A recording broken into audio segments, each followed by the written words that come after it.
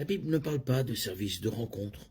En fait, elle ne nous dit même pas comment sortir avec quelqu'un ou courtiser ou quel que soit le terme que nous utilisons pour désigner le processus que nous utilisons pour faire la connaissance d'un partenaire potentiel.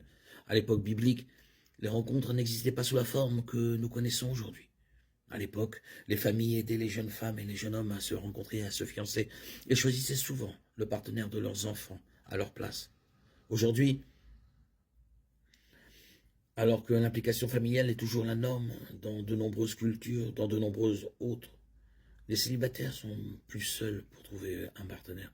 Certains célibataires ne se donnent plus la peine de chercher un croyant, croyant que Dieu leur amènera la personne, tandis que d'autres sont toujours à la recherche d'un conjoint, craignant de le manquer.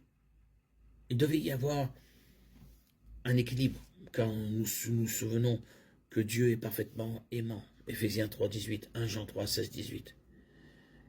Dieu est parfaitement souverain sur chaque situation, désir et besoin. Dieu utilise nos choix, d'autres personnes et parfois même la technologie moderne pour réaliser le mariage. Psaume 109, 21, Romains 8, 38, 39. Avant qu'un célibataire chrétien envisage l'une des nouvelles méthodes pour trouver un conjoint, comme l'utilisation d'un service de rencontre chrétien, il est utile de se demander si nous ne nous engageons pas dans un comportement contre-productif.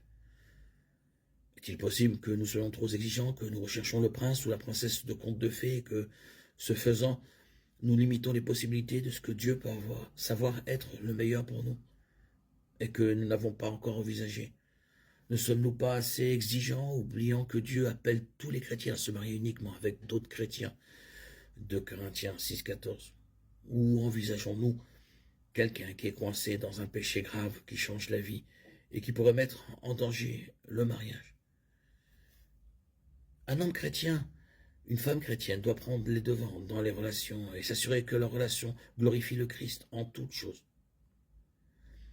Une femme chrétienne doit laisser l'homme prendre l'initiative en tant que leader que Dieu l'a créé pour être. Et enfin, en tant que croyant, nous devrions être capables de nous débrouiller seuls en comptant sur le Seigneur pour nous combler plutôt que de ressentir le besoin de nous marier pour être complets. Une fois que nous aurons résolu ces difficultés courantes, nous pourrons commencer à courtiser une femme ou être courtisés par un homme en vue du mariage. Comme pour toutes les décisions, nous devons demander à Dieu de nous guider clairement. Il peut être difficile de rencontrer des hommes et des femmes célibataires chrétiens, surtout si la plupart de nos amis sont déjà mariés. Nous pouvons nous mettre en position de rencontrer d'autres chrétiens en recherchant un groupe de célibataires dans une église. Nous pouvons vouloir nous porter volontaires pour une cause qui nous tient à cœur ou rejoindre d'autres groupes en étant sûrs de le faire parce que cela nous plaît. Et pas seulement parce que nous voulons rencontrer le plus de partenaires potentiels possible. Certaines personnes préfèrent rencontrer leur conjoint par l'intermédiaire d'amis, de la famille ou lors d'une rencontre fortuite dans le monde. Et beaucoup le font. Mais d'autres pensent qu'elles sont limitées dans le nombre de personnes qu'elles rencontrent en raison de leur profession, de la taille de leur ville ou de la nature de leur activité. Pour ces personnes, il peut être judicieux d'envisager d'autres méthodes. Certaines des méthodes modernes de recherche d'un partenaire incluent les rencontres sur Internet ou en ligne, les services de rencontres professionnels et les rencontres rapides. Chacune a ses avantages et ses inconvénients et aucune ne convient à tout le monde.